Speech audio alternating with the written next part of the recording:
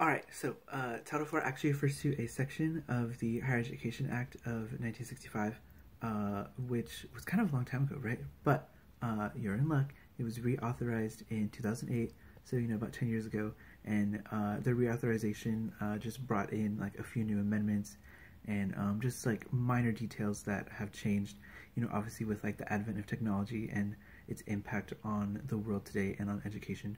But overall, it just made it more comprehensive and made it more applicable to today's day and age. But really keeping with the same message, right, and the same content and the same desires that like were established back in 1965, right? So Title IV authorizes federal government's major student aid programs. So this is like the main source of where government aid comes from, right? So whether that's grants, loans, scholarships, everything we talked about on the last slide, right? So this is all for students in college, right? As they are graduating high school, maybe got your GED, right? Maybe, you're figuring it out. But as students are starting to go to universities, community colleges, anywhere, right? This is where this federal student aid comes in, right? The FAFSA that we have to fill out every year, right? Even though nothing really changes and they don't be giving me money anyways, right? We still have to fill it out. We still have to account for, our expenses and our income and things like that, right?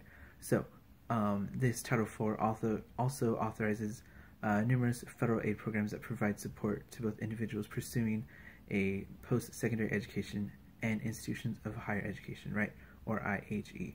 So again, these are all college students, right, undergrads, grads, doctoral candidates.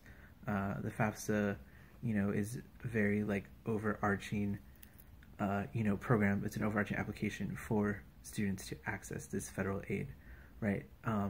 So yeah, this is what gives it to them. Title IV in this Higher Education Act. There are quite a few other ones. Obviously, it's Title IV, right? So Title I is like general provisions, which talks about like the cost of college and things like that. Then we go into teacher quality enhancement. So what allows colleges to charge this much for their professors and the education that students are receiving. Title III is institutional aid, which Title IV piggybacks on, right? So just providing access and things like that. And then Title IV student aid, which is what I'm talking about. And we have Title V developing institutions. So if there are like historically black colleges, right, or colleges that adhere to Hispanic cultures, there's different colleges that are trying to attract various people, right? So that's Title V. And then Title VI, international education programs, providing access and providing resources for international students to, come into America and, get an education. Title VI, graduate and post-secondary improvement programs.